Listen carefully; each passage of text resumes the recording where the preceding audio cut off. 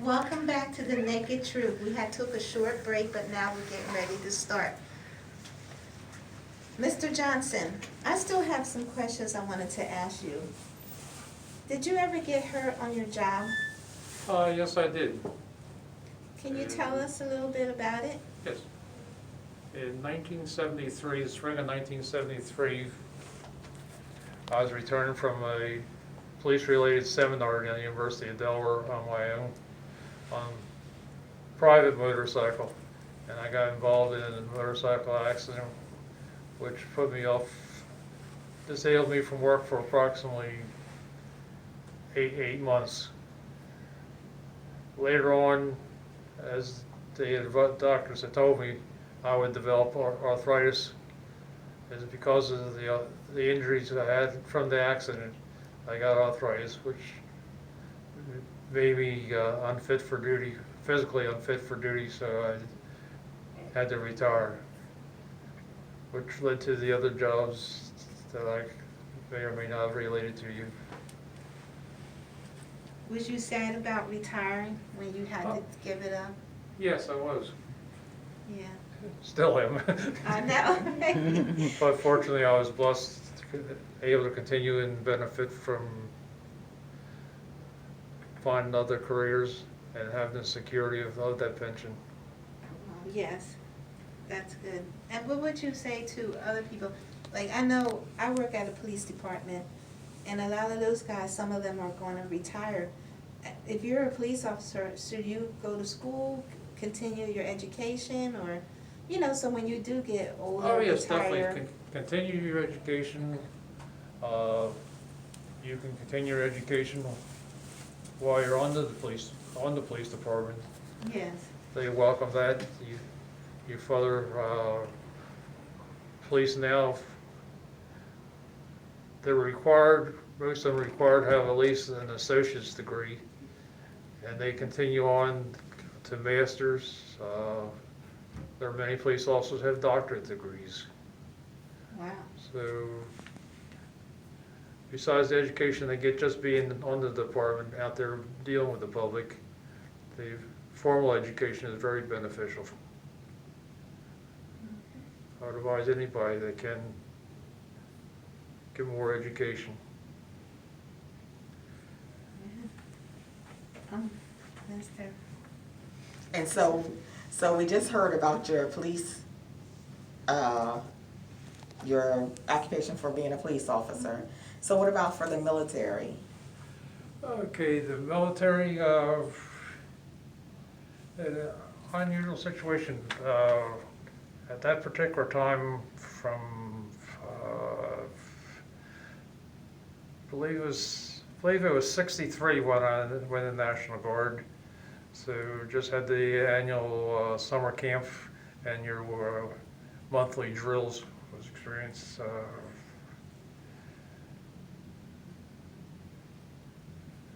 And the opportunity popped up for it to become a full-time job. The National Guard has full-time civilian employees, although you're wearing, at least during that period of time, you're wearing your uniform, but you're paid by a civil service pay scale.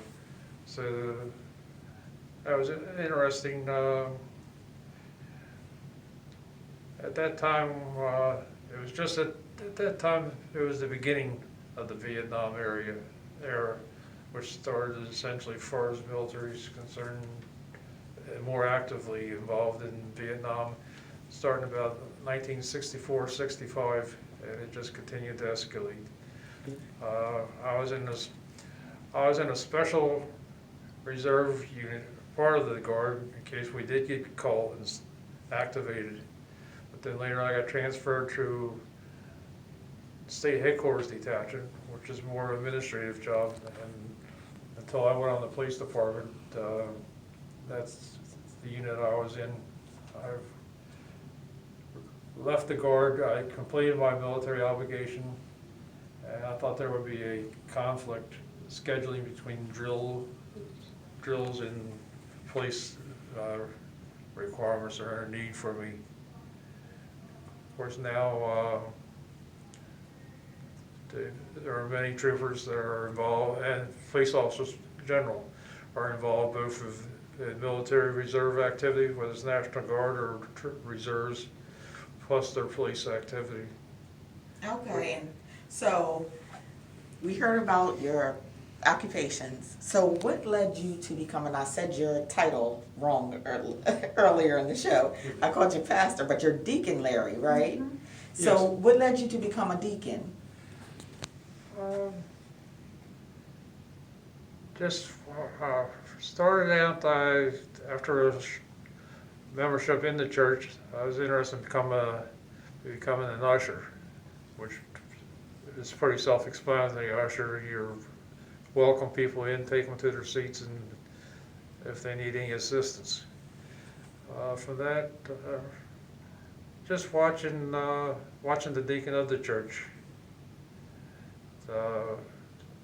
His duties and some of the other church officers just kind of drew me into continuing my service. And he's an awesome deacon. Yes, he is. He's an awesome deacon. Oh, thank you for the compliment. Yes. Did you have any uniforms? Was you able to keep any piece of clothing, uniforms or helmet or anything? Okay, we could, when I retired, we were able to keep the trooper's hat. Mm-hmm. You could purchase your police weapon if you wanted to. Unfortunately, I wasn't financially able to at the time. Mm-hmm. Which I had, and my nameplate, of course, which they can't use, and my handcuff key, Oh, Oh, okay. Wow. so you're able to keep your hand. and the police whistle.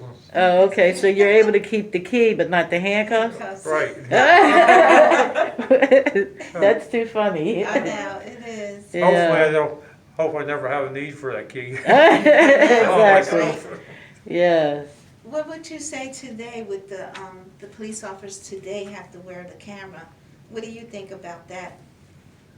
Well, it's, in a way, it's a double-edged sword. It's beneficial, it's documentary evidence. Mm-hmm. If any complaints or accusations is made against you, you're Yes. protected. And it aids in any investigation of any complaints made against a police officer, whether it's just, don't like the way he talked to me when he gave me a ticket, Mm-hmm. or if a police officer had to shoot somebody. It aids in the investigation, which could be beneficial, clearing of any wrongdoing, or sew up the case against him if there is wrongdoing on his part. That's why I say it's a double-edged sword. But if you follow common sense and rules of the department, you should be well blessed and well covered. Well, we thank you for coming out, talking about your retirement and you being a police officer. We really thank you so much for your service. And we're gonna end this now. Mr. Bishop? Okay, you're quite welcome. Yes. And that's all. Thank you. You're quite welcome. All right. Is it time?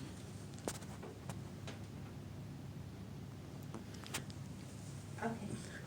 We want to thank you for watching. Please continue to watch us next week, same time and same place, The Naked Truth. Thank you. And we hope that you got something out of this. Please feel free to leave your comments. Please feel free to let us know if there's something that you want to hear about so that we can also discuss that as well. Again, this is The Naked Truth. So there's another kind of love in Stop the Violence Prayer Chain Foundation. See ya. Bye-bye.